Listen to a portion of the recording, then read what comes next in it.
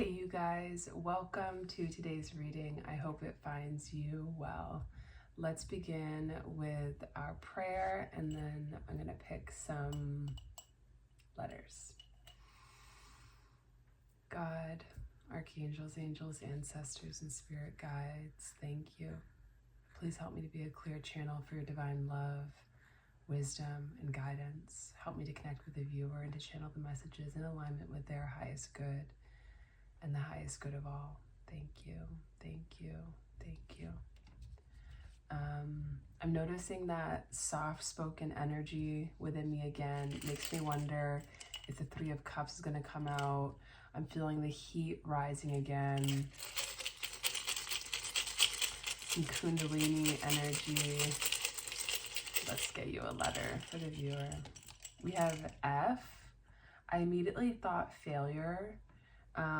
And we have number 4 there as well, which is like a heavy hitter kind of energy. It's divine masculine energy is what I wanted to say. But there's something about this F being high value, and then 111 on the clock makes me think like there could be some sort of, I'm hearing opportunity that came to a close, but I'm seeing like a for sale sign. As if there is a new opportunity, something new coming in its wake. I'm getting kingdom energy for some reason. The F just fell and then was upside down. Oh, interesting. We also have an M, so we have FM. Like something about changing frequency maybe. It makes me think of like FM versus AM radio. Being on a higher frequency, being able to reach more people. I forget. Radio waves are, I'm like grade 7 science or whenever we learn this is coming back, that they're high in frequency, but the wavelength is really big or something. There could be something about that. Troughs and peaks as well. It's like the cycles of life, natural rhythm. I always said that with like a, what's that accent? Natural. Like Midwest? Is that Midwest? Sorry. But M is also number 3, which is another heavy hitting energy. Because most of the letters in there is like 1, right? But this is also divine feminine. So let's see what, well, first off, F is an 8 and M is a 4. Isn't that interesting? Oh, there's so much in that. But 8 makes me think of karma, makes me think, I'm hearing decisions. And 4, again, divine masculine, it's order. Makes me feel like the feminine could be in masculine energy. How did I get there? Oh yeah, because the number 3. And that the masculine might be in karmic energy. And as I'm saying that, the wind is like picking up. All the trees are starting to dance. It also makes me think of like family energy. So family could be an important factor. We have R. Made me think of rear, like in horses when they stand on their back legs, which can be a sign of insecurity and fear, but it looks like they're being powerful and imposing. So there could be something about that duality and mirroring as well. Let's begin with the Astro Soul energy. Interesting. I put these cards in. Like this card was underneath the booklet, like it was separated from the rest. Oh my God, that's so interesting because it's the Libra card that was separated from the rest, which is the opposite sign to Aries. Libra is about one-to-one connections. It's about relationships, about finding balance and harmony. The moon is in Libra today as well. Lots of air in the sky today because we also are in Gemini season. But Libra is like, oh, I don't know. What do you want? Aries is like, I want that. Or I am that. Interesting. Let's see what this deck wants to talk to us about. FMR, all consonants which are closed energies. It's interesting that with just one little measly A, we could have fam, we could have ram, we could have raf, we could have mar, we could have, I don't know. But to mar something, I think that might be with 2 R's, but it's like to damage it, to taint it, to distort it in some way. Let's see for the viewer, please, Spirit. Astrological influences. Interesting. Waxing gibbous came out, but then it like flipped in reverse really dramatically. And this says alignment, refinement, nurture, patience, evolution. Waxing gibbous. Waxing is growing. So there's some sort of, ooh, we are in a waxing gibbous right now because we just had that new moon in Gemini or Taurus if you're into sidereal or Vedic astrology. And we're coming up to a Sagittarius full moon. But with that alignment, refinement, nurture, patience, evolution, it feels like there could be some sort of frustration, something that's like not going to plan. I just saw a video by Jesse Riaz this morning saying something along those lines, singing something along those lines, like, why don't things ever go to plan? Yeah, we have square, resistance, struggle, obstacles, experience, effort, learning, conflict, obsession, problems. And what I'm getting is that if you are coming up against these obstacles, Ganesh is coming to mind, but because he's the remover of obstacles. Elephants could be significant, but it feels very much part of the plan. And now we have the second house, which is Taurus and Venus energy. And it says this is the house of resources, material possessions, and values. Here's where we see our belongings, wealth, and finances, as well as the pillars on which material, intellectual, and emotional security is developed. The mantra is, I have. That feels really significant. We're just coming out of Taurus season 2, so there could be maybe some like overspending that happened in Taurus season. I feel like I'm kind of guilty of that. But it's somehow that these themes are at the front of our minds, perhaps, or in the way. Ooh, interesting. Another Venus energy, especially because Libra was the first card we saw. And that Taurus energy, yeah, we just got, so a lot of divine feminine energy. This is the 7th house. So this is Libra and Venus energy, and it says this is the house of partnerships. Here's where we see the personal relationships that involve commitment or cooperation of some sort. Marriage, spiritual union, agreements, societies, and business partnerships. And the mantra is, I relate. I have and I relate. 747 on the time. Yeah, something with our feminine energy, with the ways we receive. Someone's love language could be gift giving. We have I transform at the bottom with Scorpio energy, as well as new moon peeking out there. So interesting. Top card just fell out, so let's just take a peek. And it's a 10th house, a lot of house energy. What next? Let's do some tarot, but which one? Yeah, let's do the vice versa to begin with. If you guys are enjoying this reading, let me know. I want to ask for flowers, but I always ask for flowers, so surprise me. Maybe some animals, a little tiger perhaps. FMR feels like that could be a thing all in its own. What is it called?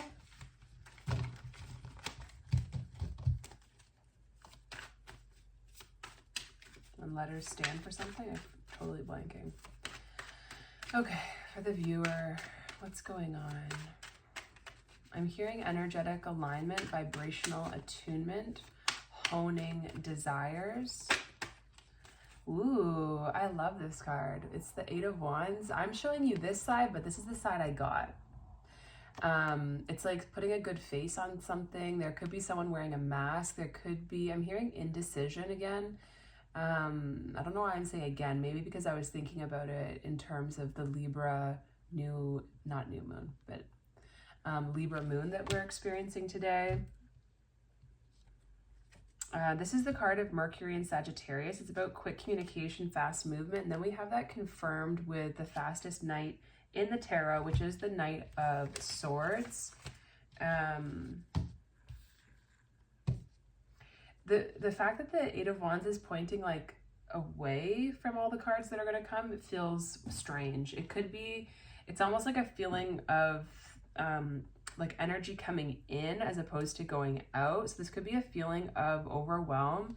Could be a feeling of, wow, with the 8 of Swords there, mental entrapment perhaps. There's that 8 energy again too that we got with the letter F. So yeah, there definitely could be some karmic energy here, perhaps around the 7th and the 2nd house. 7th and 7th, I've never realized they both start with an S. That feels significant. There's something about, yeah, I don't know what that is. 7th and 2nd. Why is that really, it's like difficult to say, but that's really capturing my attention. 7th and 2nd. I never realized how similar they are. I never realized how similar they are. There could be some sort of energy that you're attracted to, that you're maybe learning how to categorize and organize and understand. And maybe you're recognizing it in different people.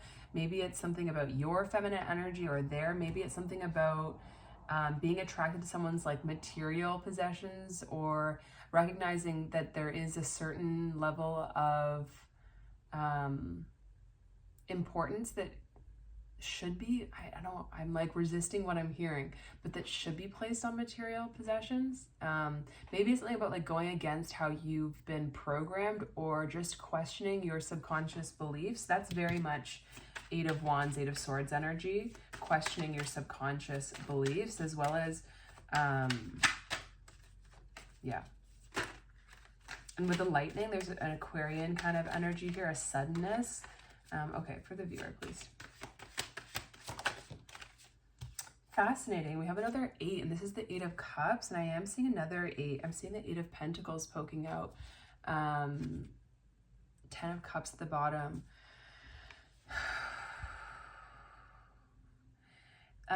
Yeah, this feels like walking away from something. Which side did I show you? Which side did I see? I don't know. Bit of confusion here, potentially. I'm seeing 12:21 on the clock, which is the Hanged Man, with 12:21, the World, the end of a cycle, the end of a standstill, perhaps. This is something about, I want to say like walking away from your own bullshit, but also walking away from maybe, yeah, like masks. We were getting masks before too, how the sun almost like one half looks like the moon. Oh, that just made me, like, I just got a big wave of resistance there. Like, I don't want to do this. Do I have to? There's a feeling of not wanting to feel obligated. Yeah, maybe something to do with someone's inner child, or actual child here as well. But of course too, like this placement, the Saturn has just come out of Pisces and is now in Aries, beginning a whole new cycle. The planet of long-term decisions, karma, responsibility, aligned action. Yeah, for the viewer. And it's moving into the sign of the Warrior. Also the sign of the Child, though. We have the Knight of Wands coming out, which feels very welcome.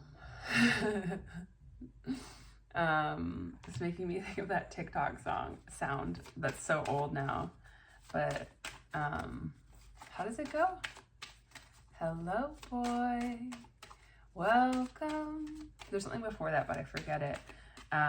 Something about this could feel magic. There could be someone coming in with some sort of inspired offer or idea. Could be very simple. Doesn't have to be there is a feeling of magic though with the unicorn horn. I can't take my eyes off of it. And it's interesting too because we have the lightning in the background that mirrors that 8 of Wands energy. So there could be communication coming in from this type of individual, someone passionate, someone exciting. This could be you as well. I think it's interesting too that he's bareback. Like there's no saddle between him and the horse. The horse doesn't have it's not even a horse, it's a unicorn. The horse doesn't even have a bit in its mouth. Or does it? Okay. It does. No bits look like that, and no bridles that have bits look like that, but that could be significant as well too. It's like thinking there's more freedom than there really is. The moon and the 5 of Cups kind of giving that similar energy. Let's keep going. Wow, so there she is, divine feminine. I'm seeing her back, but you're seeing her front. Yeah, number 3. A lot of feminine energy, Empress energy. Why? Venus is moving into Taurus soon. It's still in Aries right now though. So Venus and Saturn are both in Aries. Venus is at the end. Saturn is at the beginning. Saturn being grandpa energy, Saturn being government. There's something that the feminine has been practicing for a long time that is mastered, that someone else, perhaps a boss energy, perhaps someone that is above you in some way, maybe even only in age, is just embarking upon. It makes me feel like patience could be required, and I'm being reminded of that waxing gibbous. Alignment, refinement, patience, evolution. And it's like divine feminine is sitting, just resting, waiting. She's like, I'll be in my Garden of Eden. Call me. But like phone's on silent. And I'm just watching the birds and the bees. I'm watching Mother Nature unfold in front of me. It rhymes. Okay, for the viewer, let's get the second row. Let's get the real story here. Okay, I thought I was gonna have to get a whole new deck, but I didn't. I just had to wait. And what happens when I waited? This ace didn't come out, but at the top of the deck, 3 aces and the 3 of Cups. Like I said at the beginning, I was like, I wonder if I'm gonna get the 3 of Cups. Hello, hello. So the 3 of Cups is that energy of reconciliation potentially. So you could be running into someone unexpectedly. The Ace of Swords, the Ace of Pentacles, the Ace of Cups gets an honorable mention. I guess I should do an honorable mention for the 10 of Swords because it's there as well. This feels like communication that brings new opportunities. I just saw the Emperor, so this definitely could be business, but there's a sweetness coming through. There's a lot of excitement, a lot of purity, a lot of spirit is definitely here. It just might be that the strongest, like rather than spirit being here as in like, oh my God, look at all these magical things. 1818, interesting, the moon. Look at all these magical things happening outside of me. It's more so like, wow, look at the magic that I am channeling through, that I am processing, that I am able to exert on the world. It's something about it being personal to you, being within you, with all that feminine energy. We have 3-3 and 8-8. I heard karmic reunion. No thanks. No. Oh, I'm so hungry, I just realized. We have the 6 of Wands here. Let's keep going for the viewer. I said one more card, and they said, okay. Well, let's fit one more ace in there. So a lot of new beginnings. We have 111, which is kind of like 3 Roman numerals. That's crazy. I almost don't know what to do with it because it's like, whoa. Every single ace wants to come out. Okay, and then look at what just pops out of this deck. Oh my gosh. Oh my gosh. Look at this. This is interesting. I haven't even, it just popped right out. We have the Fool, Aries energy, new beginning energy. I did already see it at the top of the deck. The 2 of Cups, the 8 of Wands again, and the 7 of Swords. Someone wanting to reach out for a new beginning, but being emotionally avoidant, perhaps. I heard tying their own shoelaces, but like tying them together, like tying themselves in knots. Someone could be feeling a lot of internal conflict, maybe wanting to go it alone or go at their own pace, turn within at this time so that they don't feel too vulnerable. They could be feeling extra burdened right now, but it's something about the heart space opening, like the feminine energy opening, the feelings being opened. But I keep getting this like push-pull kind of thing, like even like right from the beginning. So let's just get another layer for the viewer, please, Spirit, with this 8 of Wands and the interesting 8 and Ace again. Also sounds similar, 8 and Ace.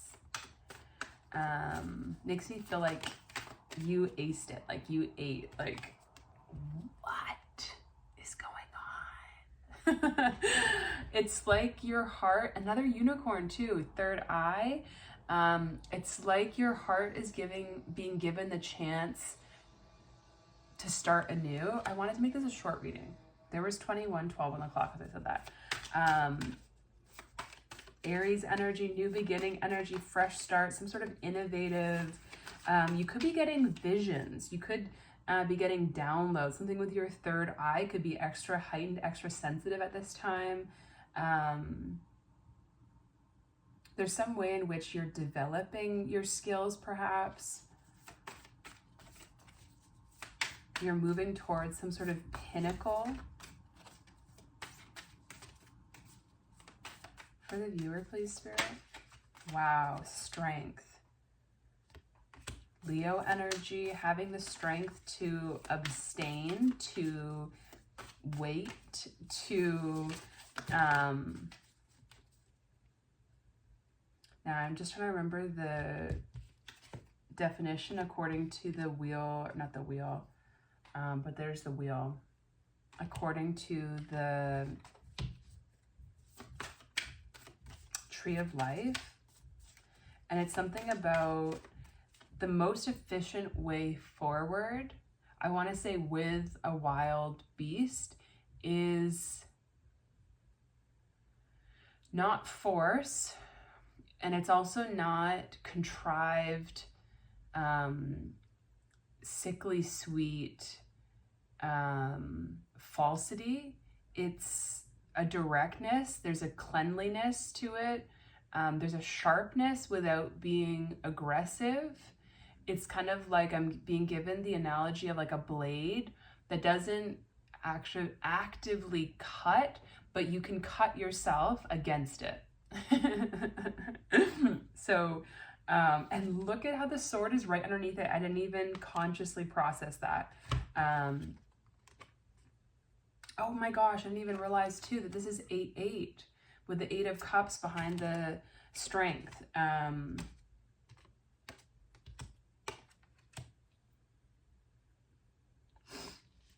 It feels like your silence could be deafening at this time and could be necessary, could be needed, could be the soil that is needed for these new beginnings. We have number 10 here with the Wheel of Fortune, Sagittarius energy. That's Aries, Leo, Sagittarius energy in a row. There's so much fire here. It's either like, I'm getting, and then I just forgot it, but it's that word for I'm getting self-flagellation, as in like beating yourself, but that's not what I mean. It's a similar word, but starts with an E, I think, and it's about like lighting yourself on fire.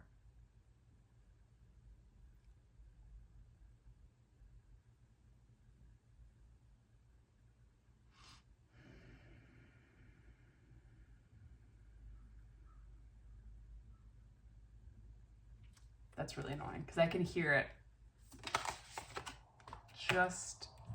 And that's exactly, I was gonna say, I feel like that energy of like reaching towards something that you can't, you know, but you can't feel it at the moment. It's like, what is that energy? And it's very much the 5 of Pentacles, but it's also got a hint of that 5 of Cups energy. It's like holding on to what was lost. It's like, it doesn't matter that you had it. Where are you now? And now I'm getting that song. I think it's Justin Bieber. Where are you now? It's an old song.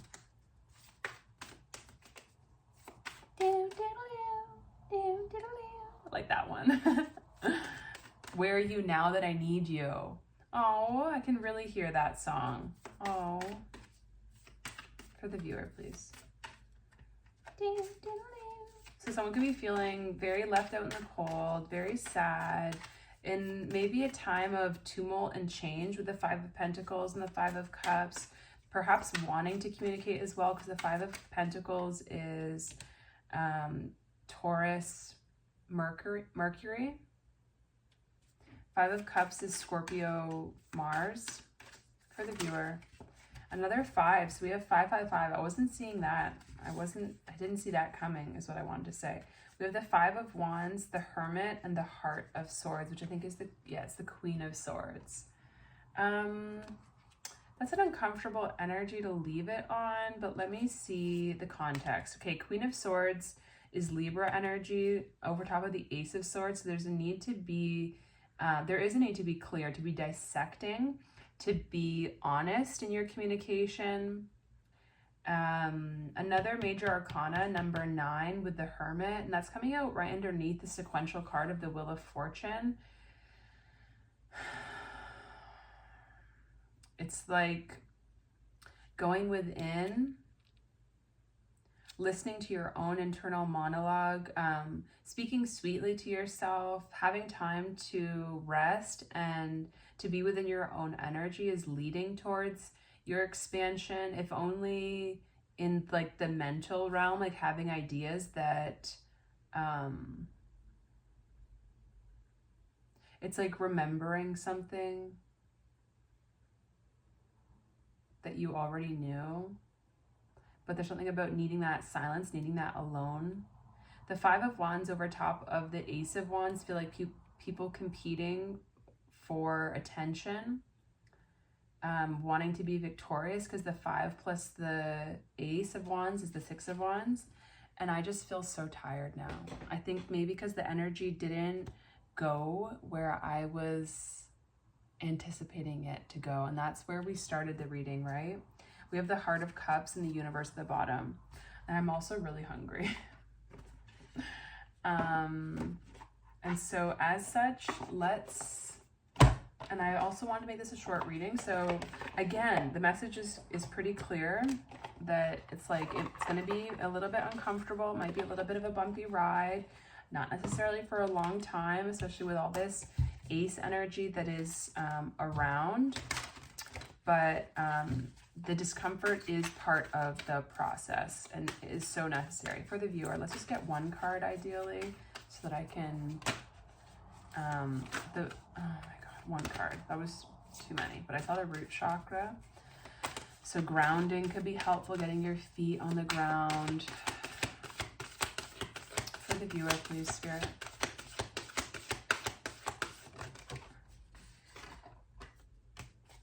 Okay, Sattva.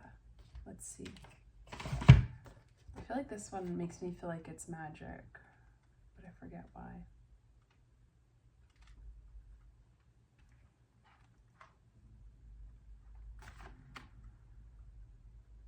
Satya, but not Sattva. Bear with me.